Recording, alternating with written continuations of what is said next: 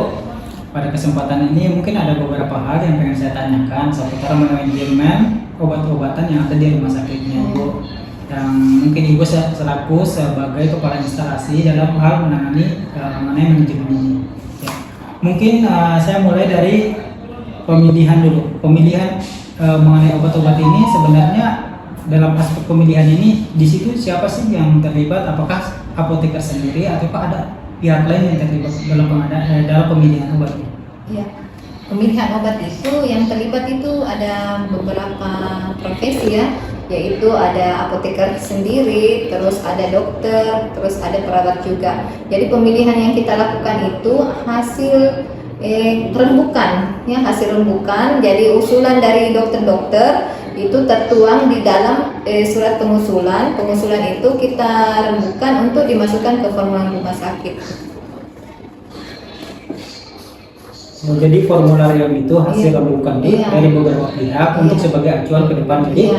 Jadi hasil rapat koordinasi kami, jadi usulan-usulan itu dikumpul di setiap polik-polik atau klinik, dokter-dokter spesialis itu mengusulkan obat-obat yang ingin mereka gunakan untuk pasien. Jadi semua yang mereka usulkan diusulkan saja semua. Nanti Komite Farmasi dan Terapi akan mentelaah apa saja yang bisa masuk di formulir rumah sakit, obat-obat apa saja. Oke. Berarti bisa kita rincikan bahwa dalam pemilihan ini memang ada obat-obat spesifik yang dikhususkan dokter tertentu, misalnya dokter A daftar obatnya sendiri dengan dokter yang lain, begitu mungkin? Iya, ada. Jadi kan di rumah sakit kami itu ada dokter-dokter subspesialistiknya. Jadi ada yang khusus memang interna, tapi subspesialistiknya itu reumatologi. Jadi mereka itu mengusulkan obat-obat yang khusus spesialisnya mereka reumatologi, jadi bukan interna secara umum. Jadi ada beberapa umpamanya yang contoh anunya itu yang suntik, obat suntik yang di lutut ya, itu kan khusus untuk dokter reumatologi yang mengusulkan. Iya begitu. Oke. Dari tahap pemilihan awal itu, setelah itu kan tahap perencanaan. Iya. Nah, masuk dalam tahap perencanaan ini itu bagaimana tahapannya Bu? Dan apa saja dalam proses ini apa saja yang dibutuhkan? Ya. Tahap perencanaan itu dilakukan oleh kepala instalasi farmasi. Data kepala instalasi yang diambil dari kepala instalasi farmasi itu yaitu data stock of name dan 10 besar penyakit yang ada di rumah sakit. Jadi metode yang kami gunakan di rumah sakit itu adalah metode konsumsi. Jadi jadi seberapa banyak sih tertentu yang digunakan. Jadi setelah itu kepala instalasi merencanakan, itu diusulkan ke bagian pengadaan. Iya. Selain itu terkait dari pengadaan ini, apakah ada pihak tertentu? Iya, pengadaan itu bukan kepala instalasi yang mengadakan ya, jadi berbeda orang. Jadi kepala instalasi merencanakan, diusulkan ke pengadaan. Pengadaan itu yang buat itu pejabat teknis ya pengadaan ya, tapi sepengetahuan direktur yang bertindak sebagai pejabat pembuat komitmen. Iya. Jadi direktur yang mengaksesikan. Iya. Jadi pengadaan itu setelah perencanaan ada di tim pengadaan, itu tim pengadaan mereka melakukan purchasing melalui katalog ya. Katalog. Jadi katalog itu obat-obat yang memang sudah terdaftar di yang sudah terdaftar di katalog. Jadi obat-obat itu memang kita pesan secara online. Jadi itu aman untuk kita diperiksa oleh BPK maupun inspektorat. Untuk tahap selanjutnya, kan tahap pengadaan. Setelah pemilihan, perencanaan, kemudian kan masuk tahap pengadaan. Dari tahap pengadaan ini, dalam proses ini, adakah hal-hal yang menjadi bahan pertimbangan? Iya, tahap pengadaan itu sebenarnya itu pengadaan itu ada dua ya, ada melalui katalog, ada dengan melalui manual obat-obat reguler. Kalau obat-obatnya tidak tersedia di katalog, itu bisa dilakukan pemesanan secara manual atau reguler. Tapi syaratnya harganya harus penyamaan atau boleh dibawanya sedikit obat katalog. Karena ini untuk amannya kita. Jadi kalau umpamanya tidak tersedia di katalog, itu purchasing kita yang ditolak oleh distributor itu kita screenshot. Iya, screenshot itu jadi itu bukti kita bilang kita bisa memesan secara manual. Karena kalau tidak dipesan manual kan obat terus berjalan dan pasien butuh ya. Kalau kita menunggu obat e-katalog itu sampai ada, kasihan pasiennya nanti tidak bisa menggunakan obat tersebut. Dalam proses pengadaan ini Bu, kira-kira pihak-pihak mana saja yang terlibat? Apakah hanya pihak farmasi saja atau ada pihak tertentu juga? Ada pihak tertentu. Yang pertama yang terlibat itu yaitu bagian keuangan, ya manajemen keuangan. Karena pengadaan itu kan tergantung anggaran. Walaupun kita mau mengadakan banyak, tapi kalau anggarannya terbatas itu kan tidak bisa juga. Jadi kalau anggaran yang dikasih umpamanya sekian, ya kita harus sesuaikan pengadaan yang kita jadi obat-obat yang betul-betul urgen dulu yang kita siapkan. Jadi yang terlibat di situ ya bagian keuangan, manajemen. Jadi keuangan menentukan jumlah pengadaan. Tidak, keuangan itu hanya memberikan kita sebegini loh anggarannya. Jadi kita yang mengelola beberapa anggaran ini apa-apa saja yang dibutuhkan untuk rumah sakit. Menyesuaikan anggaran. Iya, menyesuaikan anggaran yang Oke, baik. Kemudian untuk pengadaan ini itu adakah waktu yang dibutuhkan sampai datang barang? Iya, ada. Jadi itu tertuang di SOP. SOP. SOP-nya rumah sakitnya. Jadi tertuang di SOP rumah sakit. Jadi pada saat di purchasing diklik oleh PPK, itu pejabat membuat komitmen, itu ada batas waktunya. Jadi 7 hari paling lambat itu pihak distributor harus mengklik kembali apakah obatnya tersedia atau siap dikirimkan atau bahan bakunya tidak ada, itu selalu ada jawabannya. Jadi di situ pejabat teknis melihat bahwa ternyata pengadaan obatnya sudah diproses. Jadi itu batas 7 hari. Jadi pengiriman itu maksimal 14 hari sudah ada di rumah sakit. Itu memang dia berlaku untuk semua PBF atau PBF tertentu saja? Berlaku semua PBF. Berlaku Iya. semua PBF. Harus, jadi mereka harus mengikuti SOP-nya kita, SOP-nya rumah sakit. Iya. Ini juga berlaku e-katalog sama reguler? Iya, berlaku. Jadi itu bagusnya kalau reguler ya. Pada saat obatnya dipesan, besoknya sudah ada. Biasanya sudah. Iya, beda dengan e-katalog karena mungkin karena prosesnya yang agak ribet, terus kita juga jarang melihat komputer apakah obatnya sudah diproses kah atau sudah diklik oleh pihak distributor. Itu kan melalui online semua. Jadi yang kekurangannya itu e-katalog agak lambat masuk obatnya ke rumah sakit. Itu kekurangan dan kelebihannya e-katalog. Kelebihannya e-katalog itu kita aman diperiksa dan harganya pasti standar, maksudnya sesuai dengan ketentuannya pemerintah. Jadi tidak ada permainan harga di situ. Kalau misalnya dalam pemesanan melebihi waktu pemesanan 7 hari yang seperti itu Iya. tadi, itu Iya. bagaimana tindakannya? Ya, kita menghubungi distributor untuk membatalkan. Takutnya kita menunggu, terus obatnya sudah mau dipakai, kita kan harus pesan cepat obat karena pasien kan menunggu untuk memakai obat tersebut. Jadi kita membatalkan, kita mengkonfirmasi ke distributor apakah obatnya ini akan dikirimkan pas 7 hari atau lebih. Kalau umpamanya mereka berjanji, mereka membuat kesepakatan bilang iya Bu, nanti dibuatkan surat ke perjanjian bilang obatnya akan datang besok. So, takutnya kalau kita ndak buat begitu mereka molor-molor antar obatnya. Ya. Kalau misalnya dalam 7 hari dengan obat-obat dengan ketentuan khusus, Iya. adakah misalnya ada toleransi? Iya, ada biasanya. Mereka sebenarnya sih rugi ya kalau umpamanya lambat mengirim obat ke kami, karena kalau mereka lambat kita kan bisa batalkan dan mereka mengerti karena kita kan butuh cepat obatnya ya. Jadi pastikan berkurang omsetnya mereka. Mungkin kita masuk ke tahap yang berikutnya ya, Bu, Iya. ya. Ya, itu kan untuk tahap berikutnya setelah pengadaan, Iya. otomatis kan penerimaan nih. Iya. Itu kalau misalnya tahap penerimaan itu hal apa saja yang harus diperhatikan? Iya. Penerimaan itu orangnya berbeda lagi ya dengan Berbeda. pengadaan. Ya, setiap tahapan itu berbeda karena itu membuktikan kita bekerja tim dan tidak dilakukan oleh satu orang. Jadi itu juga aman buat kami di instalasi farmasi. Jadi di penerimaan itu ada juga pejabat penerimaan ya. Yang ada di SK kan itu pejabat penerimaan. Jadi mereka yang memeriksa obat yang masuk, jadi disesuaikan dengan faktur, apakah sesuai dengan spesifikasinya, sesuai dengan barang yang datang. Jadi mulai dari jumlahnya, expired date-nya, terus nomor batch-nya, itu semua diperiksa sama pejabat penerimaan. Tapi untuk pejabat penerimanya ini khusus farmasi Bu. Sebenarnya pejabat penerima itu ada dua. Iya, satu yang SK direktur, satu SK gubernur. Kalau SK gubernur itu pejabat penerimanya bukan hanya obat yang diterima, ada alat kesehatan, ada spray, pokoknya bahan-bahan linen begitu ya. Terus yang khusus farmasi itu didampingi oleh kalau pas penerimaan obat atau BMHP kan yang tahu obat ini, spesifikasi obat ini kan harusnya farmasi, jadi mereka didampingi oleh farmasi. Jadi dua pejabatnya. Jadi dipisahkan memang gitu. Iya. Ada yang lebih dikhususkan, Iya. ada yang secara umum dalam Iya. penerima. Jadi kalau SK gubernur itu yang secara umum, kalau SK direktur itu secara khusus di farmasi. Oke, baik. Saya sudah bisa memberikan gambaran kepada saya mengenai hal penerimaan ini. Ya.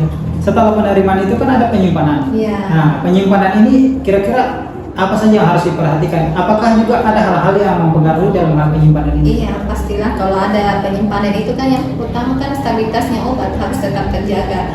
Jadi kita harus menyimpan pada suhu tertentu, umpamanya kalau dia suhunya 2-8 ya disimpan pada suhu 2-8. Terus penyimpanan kami itu untuk memudahkan kami dalam pencarian, terus memudahkan kami memonitor itu berdasarkan alfabet, FIFO dan bentuk sediaan. Terus kemudian kan banyak nih sediaan farmasi nih Bu. Ada obat-obat khusus, itu penyimpanannya bagaimana kira-kira? Iya, obat-obat khusus itu mungkin seperti Hekaler ya, Hekaler. Terus obat-obat lasa, ya memang tersimpan tersendiri di lemari tersendiri. Terus ada juga namanya selain obat kan ada bahan medis habis pakai itu B3, ya itu tersimpan tersendiri B3. Jadi ada ruangan khususnya, tidak boleh dicampur dengan obat karena takutnya terkontaminasi dengan obat dan bisa merusak stabilitasnya obat. Kira-kira dalam penyimpanan ini ada kira pelabelan terkhususnya? Iya. Jadi kalau obat Hekaler itu ada labelnya. Jadi obat Hekaler itu di label warna merah, ya tulisannya Hekaler warna putih. Kalau lasa itu sesuai dengan kebijakannya rumah sakit itu ada 3 warna, ada hijau, kuning, sama biru. Jadi kalau umpamanya obatnya Captopril ya kan bentuk sediaannya kan ada 3, ada 12,5, ada 25 dengan 50 mg. Kalau yang 12,5 itu ditempeli stiker lasa warna hijau. Kalau yang 25 itu warna kuning, terus kalau warna biru itu yang Captopril 50 mg. Untuk supaya kita jangan salah mengambil obat. Menghindari hal-hal yang tidak diinginkan. Oh iya betul. Kemudian kita masuk ke tahap yang berikutnya dalam pendistribusian. Iya. Kalau dalam pendistribusian ini sebenarnya yang paling rawan itu apa? Yang pengen saya tahu dulu yang paling rawannya dulu. Kalau paling rawan itu ya yang kehilangan obat pada saat didistribusikan. Jadi di situ kan bukan hanya farmasi yang di situ ya. Pada saat kita mendistribusikan obat dari gudang, dari logistik ke ruang perawatan itu kan terjadi perjalanan obat ke ruang perawatan. Itu biasa ada miskomunikasi. Umpamanya di gudang sekian, sampai di ruang perawatan kok tidak sampai sekian. Makanya harus selalu ada berita acara penerimaan. Jadi apapun yang terjadi tanggung jawabnya mereka pada saat mereka ini kan saya sudah periksa sesuai dengan berita acara. Kalau sekian 100 umpamanya 100 pieces sampai di sana kan harus juga 100 pieces dibuktikan oleh berita acara. Itu yang paling rawan biasa kehilangan obat di antara depo 1 ke depo atau dari gudang ke depo. Iya. Jadi yang menjadi pusat dalam pendistribusian ini adalah gudang depo. Iya, gudang. Kemudian disalurkan ke depo-depo. Depo ya. Itu untuk penyalurannya setelah penyaluran ke depo-depo itu bagaimana gambarannya? Iya, jadi kalau di rumah sakit kami itu ada namanya apotek rawat jalan, apotek rawat inap, depo OK, depo UGD. Jadi kalau depo UGD langsung melayani ke distribusikan obatnya langsung ke pasien. Tapi kalau apotek rawat inap itu ke ruang perawatan kan dia sistemnya UDD. Iya, unit dos ya. Jadi obatnya itu kalau umpamanya amlodipinnya 1 kali sehari berarti 1 tablet saja diberikan setiap hari. Setiap hari iya. Jadi dosisnya per hari ya, Bu? Per hari iya. Itu kalau di rawat inap. Rawat inap, tapi kalau di UGD langsung ke pasien. Tapi kalau di rawat inap langsung ke ruang perawatannya, karena yang menyuntikkan apa kan perawatnya. Tapi kalau di apotek rawat jalan itu resep perseorangan, ya, individual. Oke, saya mau balik tanya lagi Iya. mengenai hal pendistribusian. Iya. Yang dari gudang ke depo itu, Iya. itu untuk pendistribusiannya itu per berapa hari ataukah ada hitungan terkhusus Iya, permintaannya? ya. Jadi kalau di apotek kan tidak mungkin lah setiap hari kita melayani depo terus pasti orang gudang juga kewalahan. Jadi ada jadwalnya, jadi 2 kali seminggu. 2 kali Biasanya seminggu. ya Senin dengan Jumat. Itu jadwal mengampra obat atau BMHP ke gudang. Itu aturan internal memang. Iya, aturannya internalnya gudang, karena gudang farmasi kan bukan hanya untuk melayani ampra, pekerjaannya juga kan mereka banyak ya. Manajemen istilahnya. Iya, manajemen. Semua itu harus disesuaikan dengan SOP standarnya. Kemudian untuk ini Bu, penarikan, masalah Iya. penarikan sama pemusnahan. Ini kan pasti ada Bu. Iya. Misalnya mengenai obat-obat yang expire, untuk penarikan kan pasti ada. Iya. Itu bagaimana cara penanganannya hingga sampai pemusnahannya? Oh, kalau itu nih gunanya kita melakukan stock of name. Jadi stock of name itu kita mengetahui obat ini akan expire 3 bulan kemudian, obat ini akan expire 4 bulan kemudian. Jadi kalau umpamanya kita sudah mengetahui obat A umpamanya mau expire 3 bulan kemudian, itu kita hubungi distributor. Kita hubungi distributor untuk mengembalikan, meretur. Jadi bisa saja mengembalikan dengan barang dengan expire yang lebih jauh, atau bisa dengan potong faktur pembayaran dengan obat yang lain sesuai dengan nilai obat yang kita kembalikan. Kalau pemusnahan, kalau umpamanya, tapi kami di rumah sakit tidak pernah melakukan pemusnahan karena itu terkontrol obat expired date-nya, jadi dikembalikan walaupun itu 2 biji, 3 biji atau 3 ampul itu distributor mengembalikan ya, menarik kembali obat-obat dari rumah sakit. Jadi itulah gunanya kalau umpamanya kita melakukan kerjasama dengan distributor, itu harus ada perjanjian kerjasama. Jadi mereka itu membuat perjanjian kita, kalau ada obat-obat expire, mereka maksudnya berkewajiban menarik obat-obat tersebut. Jadi meminimalkan kerugiannya rumah sakit. Oke. Kan kalau selain obat, itu kan farmasi menangani juga alat-alat kesehatan. Iya. Ya. Atau biasa disebut dengan bahan medis habis pakai. Itu pasti untuk pemusnahannya itu bagaimana Bu? Apakah orang farmasi terlibat ataukah ada pihak khusus yang menanganinya? Kalau bahan medis habis pakai itu biasanya yang musnahkan itu bagian Kesling ya. Kesling. Iya, Kesling. Jadi kita bekerja sama dengan Kesling karena mereka yang memusnahkan itu pakai insinerator atau biasa kalau BMHP itu kita hibahkan ke rumah ke sekolah-sekolah yang mau belajar bahan medis habis pakai. Pamannya seperti urin bag, terus folic kateter, itu kan biasa mereka belajar. Jadi biasa kami bekerja sama dengan sekolah-sekolah ya.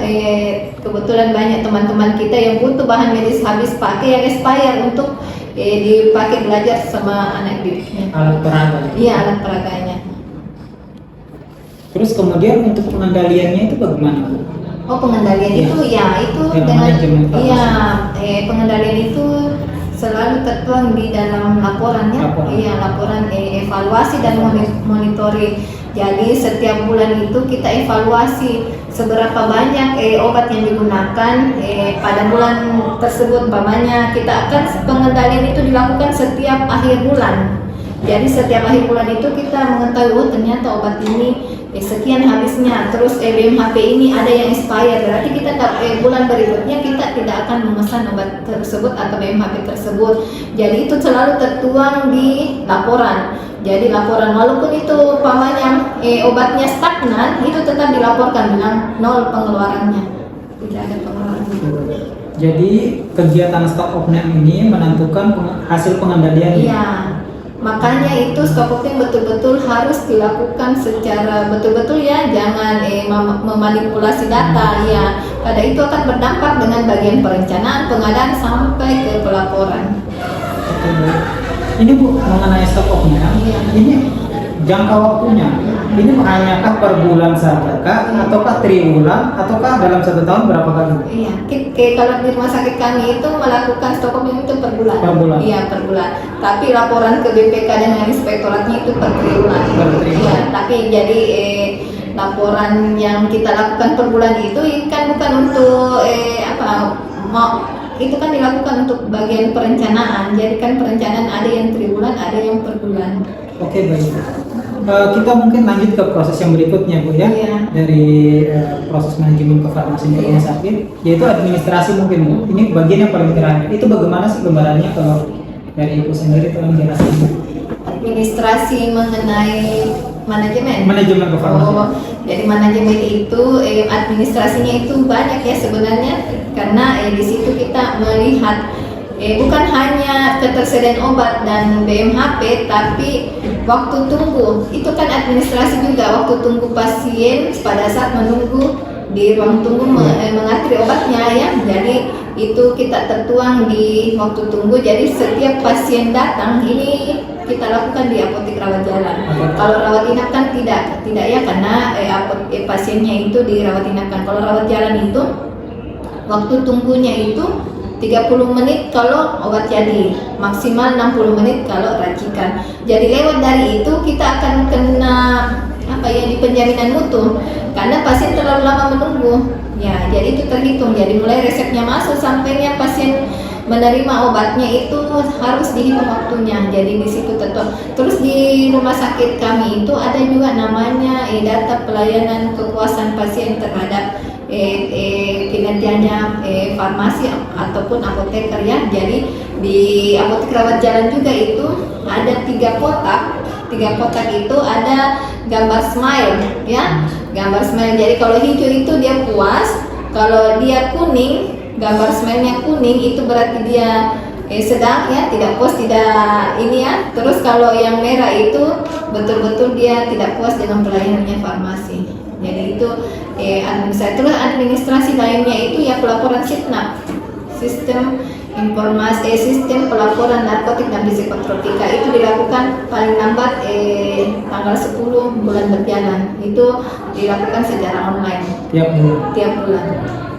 Oh iya, ini mungkin yang paling terakhir Bu dari wawancara kita, ini mengenai manajemen, masih mengenai manajemen. Ini persiapan audit. Iya. Itu bagaimana persiapan audit terkait manajemen kefarmasian ini? Iya. Jadi sebenarnya untuk persiapan audit itu yang selalu bukan ditakuti juga, tapi selalu jadi kita was-wasnya juga ya, karena kesalahan yang biasa kita tidak sengaja itu yang bisa menyebabkan kerugian negara itu kan bisa diaudit sebenarnya ya, kayak seperti kelalaian kita, terus cara salah menginput itu sebenarnya bisa diaudit oleh inspektorat dan BPK. Jadi sebelum kami diaudit, kita mulai dari tahapan-tahapan yang mulai dari pemilihan, perencanaan, pengadaan, itu semua ada SOP-nya. Jadi setiap mereka mau audit ini kan sesuai standar yang kita lakukan. Jadi kedepannya pada saat audit datang dan mereka butuh data itu selalu tersedia. Jadi semua yang tahapan-tahapan itu kan, makanya itu kenapa berbeda-beda orangnya, supaya mereka tahu dan ternyata yang melakukan ini bukan satu orang, pelakunya bukan satu orang, dan itu saling meng-cross check ya. Nah, umpamanya ada kesalahan di sini cepat diperbaiki. Jadi untuk menghadapi audit kan di rumah sakit kami itu ada juga audit independen. Itu rumah sakit bayar audit independen untuk mengaudit kita duluan sebelum audit yang betul-betul datang. Jadi ada yang kita kerjasama dengan seperti kuasa hukum begitu ya. Jadi mereka mengaudit duluan kita. Jadi pada saat dia mengaudit terus dia dapatkan kesalahan, ternyata begini-begini, kita perbaiki sebelum audit yang BPK sama inspektorat itu datang. Oke, baik Bu, ini yang pengen saya tanyakan kembali mengenai persiapan audit. Ini kan hal yang paling krusial, yang sangat ditakutkan dalam manajemen kefarmasian, toh Bu. Sebenarnya hal-hal apa saja sih yang sebenarnya jadi temuan, dan bagaimana sih cara untuk mengantisipasi hal ini? Iya. Sebenarnya sih tidak ditakutkan ya, cuma bikin apa ya? Ini maksudnya krusial memang betul, karena audit itu betul-betul memang kita diperiksa apakah yang kita lakukan itu sesuai dengan standarnya mereka dan standarnya SOP-nya kita. Jadi yang kita lakukan di rumah sakit kami itu adalah kita sebelum diaudit sama BPK dan independen, 2 bulan sebelum audit itu turun, itu kami bekerja sama dengan pihak kuasa hukumnya rumah sakit itu melakukan audit independen. Jadi mereka yang mengaudit duluan kita, dan pada saat kita kedapatan ada kesalahan atau ada kelalaian, itu mereka memberitahukan dan mereka mencoba mengcross check apakah betul ini kesalahan yang kita lakukan ini apa betul-betul fatal atau bagaimana. Jadi kalau bisa kita perbaiki sebelum tim audit BPK atau inspektorat turun ke rumah sakit. Mungkin itu saja hal-hal yang pengen saya tanyakan dalam kegiatan wawancara kita kali ini, Bu. Mungkin saya mengucapkan banyak terima kasih karena sudah meluangkan waktu buat saya.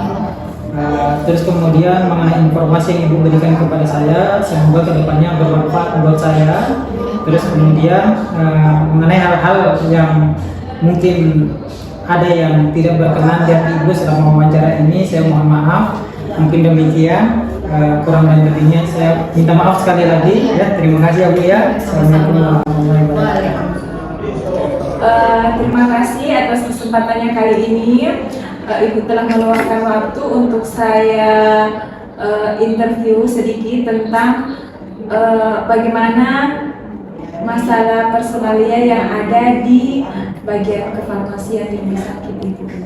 Oke, terima kasih. Kalau personalia di instalasi farmasi itu ada 3. Jadi ada kualifikasi sumber daya manusia, persyaratan sumber daya manusia, sama perhitungan beban kerja.